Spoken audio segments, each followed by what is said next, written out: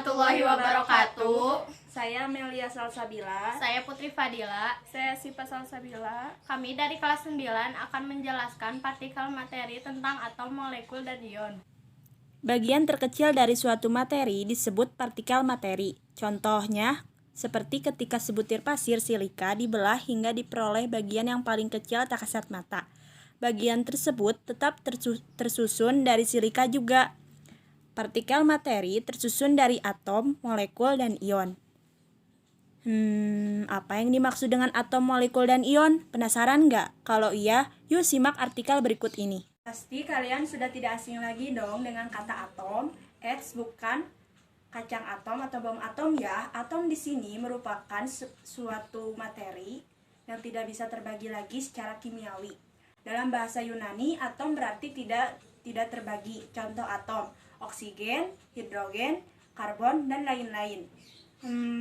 Kalau tidak bisa dibagi lagi, berarti ukurannya sangat kecil dong. Emang kelihatan bentuknya? Berkat adanya kemajuan teknologi, kita bisa melihat atom dengan menggunakan mikroskop STM seperti gambar berikut.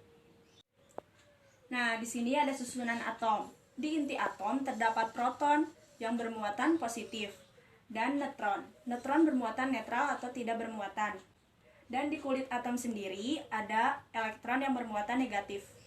Suatu atom memiliki nomor atom dan nomor massa. Perhatikan gambar berikut. Materi kedua yaitu molekul. Molekul merupakan gabungan dari dua atom atau lebih atom. Bisa terbentuk dari atom yang sama, contohnya hidrogen atau H2 dan oksigen atau O2. Molekul terbagi menjadi dua. Yang pertama, ada yang namanya unsur. Unsur merupakan molekul yang terbentuk dari penggabungan atom-atom yang sama.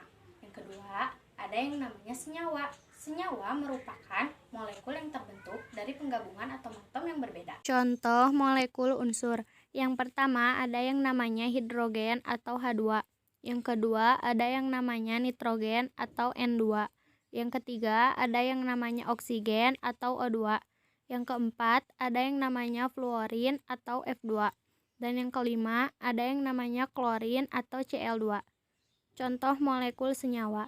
Yang pertama ada yang namanya karbon dioksida atau CO2.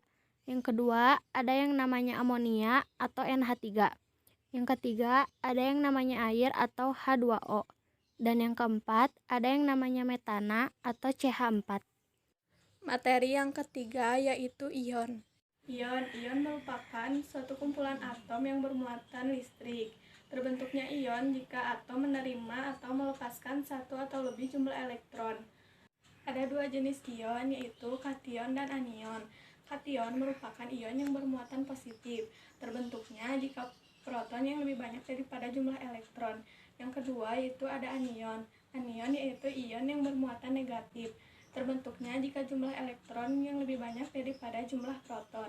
Ada berbagai macam contoh-contoh ion, diantaranya 1 Na+, yaitu sodium termasuk ke dalam kation. Kedua H+, yaitu hidrogen termasuk ke dalam kation.